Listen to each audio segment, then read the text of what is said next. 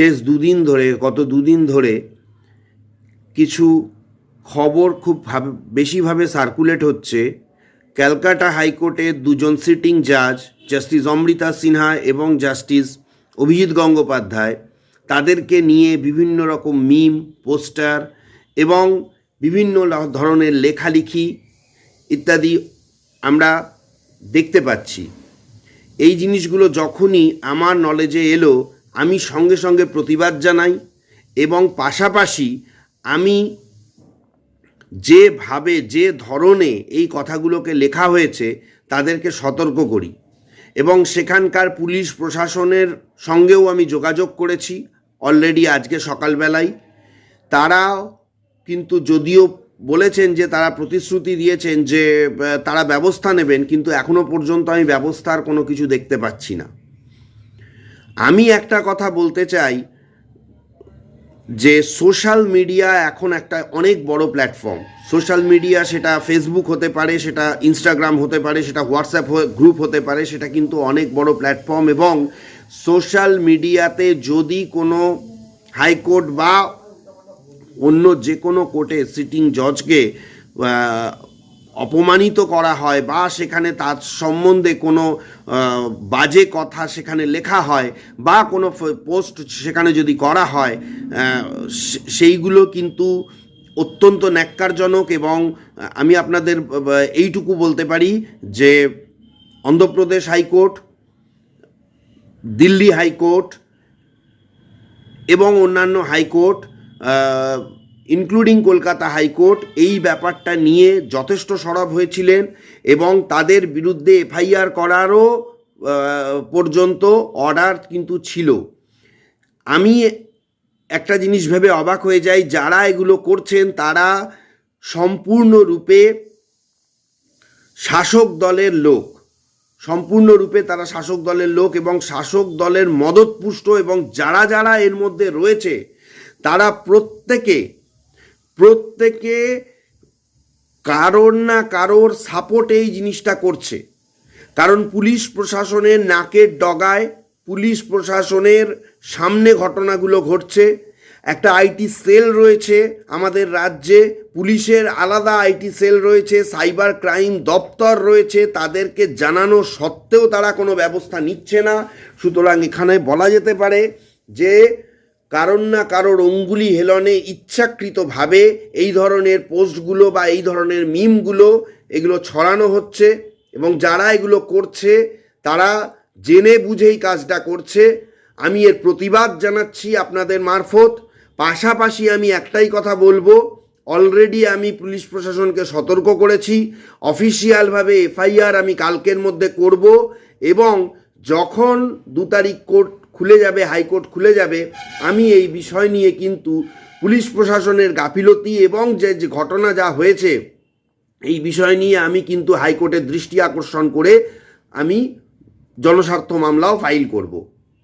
আপনাদের আরও একটা কথা আমি জানিয়ে রাখি এই প্রসঙ্গে, যে কয়েকদিন আগে বা কয়েক মাস আগে আপনারা দেখেছিলেন যে জাস্টিস রাজাশেখর মান্থা, তার নামে এই ধরনের মিম এবং সারা কলকাতায় পোস্টার পড়েছিল। সেখান থেকে কিন্তু রুলিং ইস্যু করা হয়েছিল, এমনকি 9 জন অ্যাডভোকেটকে এফআইআরের স্ক্যানারেও আনা হয়েছিল এবং সেই মামলা এখনো পর্যন্ত হাইকোর্টের ডিভিশন বেঞ্চ হয়ে সুপ্রিম কোর্টে পেন্ডিং রয়েছে।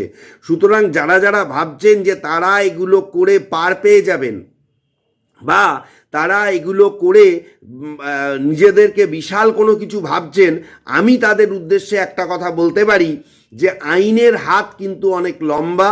আপনাদের লোকাল পুলিশ প্রশাসনকে যদিও বা আপনারা সামলে নিতে পারবেন, কিন্তু যখন হাইকোর্ট থেকে অনেক কঠিন এবং কঠোর অর্ডার এই কেসের বিরুদ্ধে করে আমি বার করে আনবো, তখন কিন্তু আপনাদের পালাবার পথ থাকবে না। এবং যা করেছেন আপনারা, যা করছেন সিটিং জাজের বিরুদ্ধে, যেভাবে আপনারা পোস্টারিং করছেন, যেভাবে সেখানে লেখালেখি করছেন, যেভাবে সেখানে উল্টোপাল্টা কমেন্টস করছেন, যেভাবে সেখানে কুৎসিত গালাগালি, খিস্তি ইত্যাদি আপনারা সেগুলো পোস্ট করছেন এবং হোয়াটসঅ্যাপ গ্রুপে যেভাবে সেইগুলোকে আপনারা সার্কুলেট করছেন, আপনারা কিন্তু আইটি অ্যাক্ট, ভারতীয় দণ্ডবিধি এবং আরও অন্যান্য যে সমস্ত আইন রয়েছে সেই সমস্ত আইন অনুযায়ী অলরেডি অপরাধী, এবং আমি বলবো পুলিশ প্রশাসন উপযুক্ত ব্যবস্থা যদি না নেয় সেক্ষেত্রে কোর্টের মাধ্যমে খুব তাড়াতাড়ি কিভাবে উপযুক্ত ব্যবস্থা নেওয়া যায় সেটা আমি অবশ্যই প্রত্যক্ষ করাবো। সারা পশ্চিমবঙ্গবাসীও দেখবে যে একজন দুজন সিটিং জাজের বিরুদ্ধে এই ধরনের কমেন্টস বা এই ধরনের উল্টোপাল্টা মিম বা এই ধরনের পোস্টার যদি করা হয়, তার বিরুদ্ধে হাইকোর্ট যে কতটা কঠিন ও কঠোর হতে পারে সেটা খুব দ্রুতই আপনারা দেখতে পাবেন। সেই দিনের অপেক্ষায় থাকুন। ফেসবুক, ইনস্টাগ্রাম এবং হোয়াটসঅ্যাপ গ্রুপে শেষ গত দুদিন ধরে কিছু খবর খুব বেশিভাবে সার্কুলেট হচ্ছে।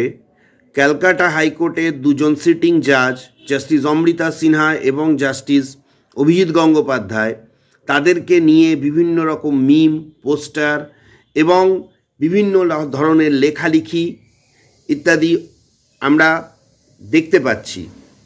এই জিনিসগুলো যখনই আমার নলেজে এলো আমি সঙ্গে সঙ্গে প্রতিবাদ জানাই, এবং পাশাপাশি আমি যেভাবে যে ধরনে এই কথাগুলোকে লেখা হয়েছে তাদেরকে সতর্ক করি, এবং সেখানকার পুলিশ প্রশাসনের সঙ্গেও আমি যোগাযোগ করেছি অলরেডি আজকে সকালবেলায়। তারাও কিন্তু যদিও বলেছেন যে তারা প্রতিশ্রুতি দিয়েছেন যে তারা ব্যবস্থা নেবেন, কিন্তু এখনো পর্যন্ত আমি ব্যবস্থার কোনো কিছু দেখতে পাচ্ছি না। আমি একটা কথা বলতে চাই যে সোশ্যাল মিডিয়া এখন একটা অনেক বড় প্ল্যাটফর্ম।